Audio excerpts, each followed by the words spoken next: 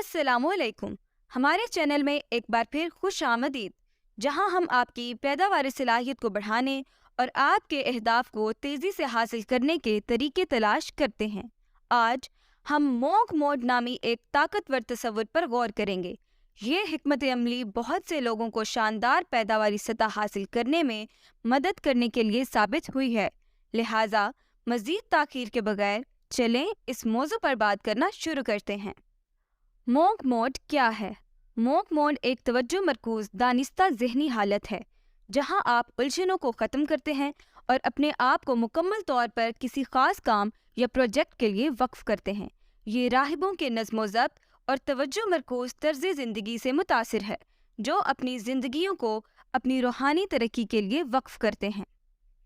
लेकिन फ़िक्र न करें, आपको राहिब बनने या राहिब मोड को अपनाने के लिए खानका में रहने की ज़रूरत नहीं है। ये आपकी तवज्जो और पैदावारी सलाहियत को बढ़ाने के लिए अपनी रोज़मर्रा की ज़िंदगी में इस नज़्म ज़ब्त वाली ज़हनियत के अनासिर को नाफिज करने के बारे में है। मोंक मोड क्यों? आज की दुनिया में तवज्जो हटाने वाले हर जगह हैं।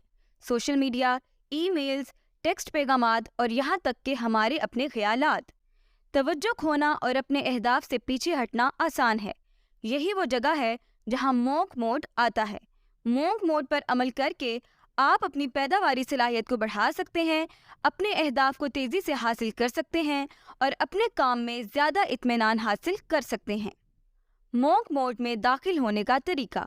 अब बात करते हैं कि आप अपनी रोज़मर्रा की ज़िंदगी में मोंक मोड को कैसे लागू कर सकते हैं।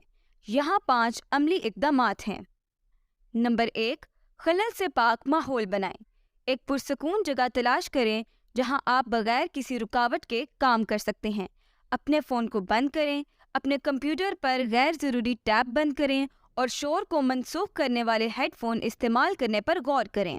नंबर 2, एक मामूल कायम करें। काम, वक्फे और तफरीह के लिए मखसूस औकात मुख्तस करें। इस मामूल पर कायम रहें ताकि आपके दिमाग को तवज्जो मरकूज काम के साथ मखसूस औकात को जोड़ने में मदद मिल सके, जिससे मोंक मोड में दाखिल होना आसान हो जाता है। नंबर 3, अपने कामों को तरजीह दें। अपने कामों की एक फहरिस्त बनाएं और अहमियत और डेडलाइन की बुनियाद पर इन्हें तरजीह दें। इससे आपको पहले सबसे अहम कामों पर तवज्जो मरकूज करने में मदद मिलेगी और मोंक मोड में रहना आसान हो जाएगा।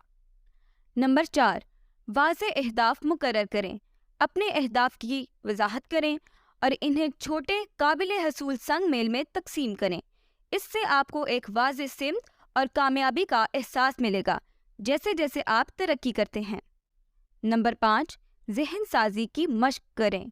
ज़हन साजी की तकनीकों को शामिल करें, जैसे गहरी सांस लेना या मुराकबा, ताकि आपको अपने काम के दौरान तवज्जो मरकूज रखने और हाजिर रहने में मदद मिल सके। इससे तौसी मुद्दत के लिए मोंक मोड को बरकरार रखना आसान हो जाएगा। मोंक मोड के फ़वाइद।